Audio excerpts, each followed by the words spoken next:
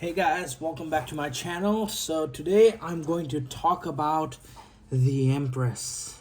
Card number 3, fourth card on the deck. And here we have the most regal of all regals, the Empress. So what is Empress? Love, regality, gratitude, and just broad general compassion. You see, she is enjoying, surrounded by life in her beautiful garden. You can see there's a waterfall, there are trees behind her, there are bushes, and you can see the sign of love. And you see she is sitting comfortable on her sofa or throne made of wood, you can see, being deeply connected to the nature. And she's holding a wand, her Empress wand, you can say, to signify her social status. And she has a crown full of stars, twinkling stars, you can say.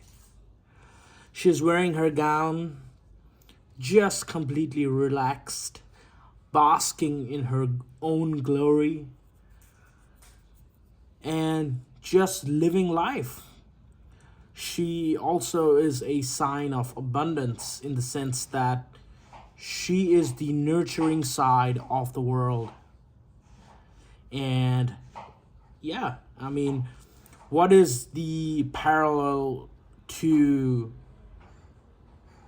the emperor? And that's the Empress.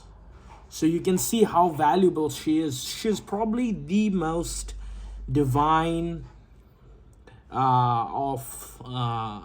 terms of characteristics of all the decks card. You know, like, of course there's the High Priestess, but you see, anyone can become High Priestess, but in order to be the Empress, you have to be born one. Of course, she can marry the emperor, but you know, it's like having the title of first lady, sort of say. But the Empress is someone who has been bestowed upon because she is the Empress, you see. So the meaning of this card is just complete love and life, because she is the shining star, the most motherly, nurturing of the divine cards that exist within the tarot deck. And the whole vibe of the Empress is this motherly, this kind gratitude, basking in love, full of nurture and nature, love and love and love and love and love. Because that is what the Empress truly signifies. And, you know, people like to think that this card is way too feminine and all that. But you see, we're in the age of Aquarius. And this is when the divine feminine arises. So the significance of the Empress card is very much important in the coming of ages, and especially at this point of time, is because the Empress is the absolute significance of the divine feminine, and we are living in an age of the divine feminine, you see. So why not? I mean, if this card comes up, that means that your life is about to be blessed, nurtured, and cared for, and it's full of love. And that's the original tarot deck. Here we can see the celestial tarot deck, and the Empress is sitting on her chair, her throne, whatever we can call it, and it's in an eclipse. And you can see The moon is blocking out the sun, and you can see the stars around it. And plus, the Empress is really showing a sign of nurturing her Palantiri, you can say. I mean, Palantiri is just the crystal ball from Lord of the Rings.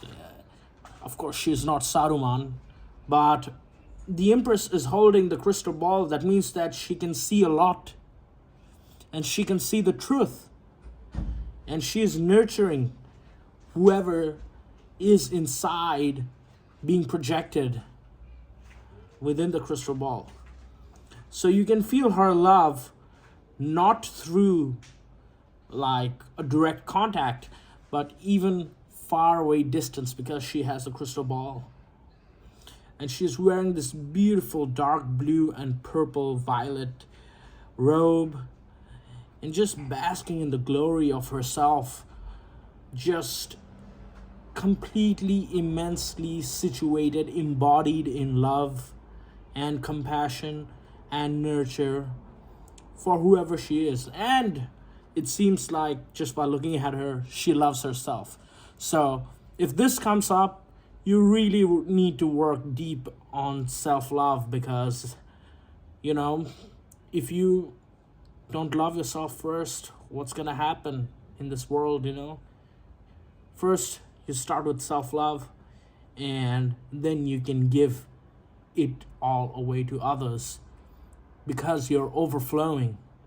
You have already given yourself the love. And that's what I feel out of this Empress card. I mean, she is just magical. Here in the Christian Tarot deck, it's a very different setting, in the sense that the Empress probably is getting anointed, and she has the High Priestess and the nuns and everyone just looking at her, affirming her position, and she has the holy book in front of her, praying to God. And the ones behind her have halo, but not her, because, well, she is the Empress, I guess. I can't really truly explain too much on this, but whatever the case may be, she is affirming her position, to the Lord, who she is. That is the Empress herself. Now, for the Oracle Starseed deck, baby steps, action, follow your intuition before it makes sense. Let's see.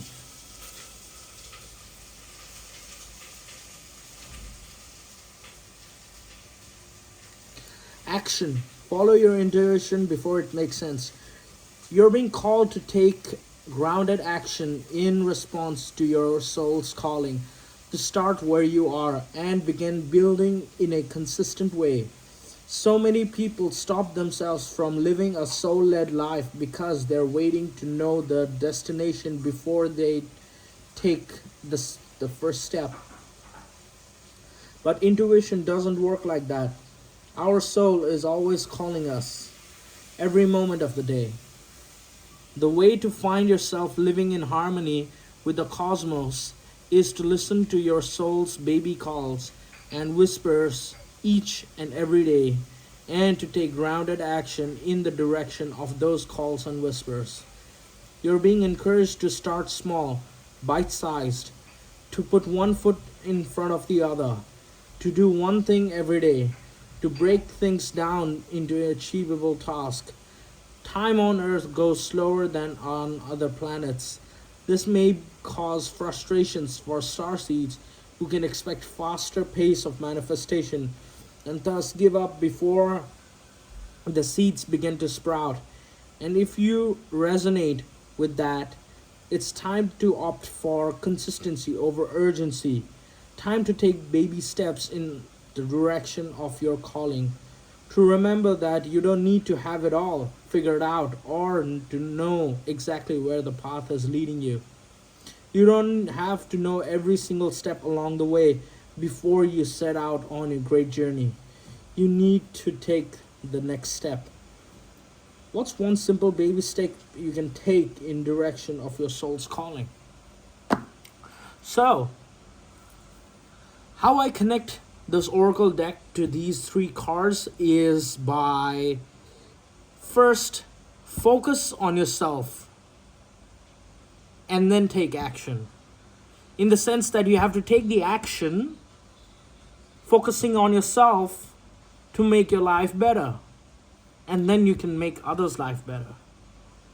And the way to do it is to embody this Empress energy, which is full of love and nurture and this motherly care and this goodness.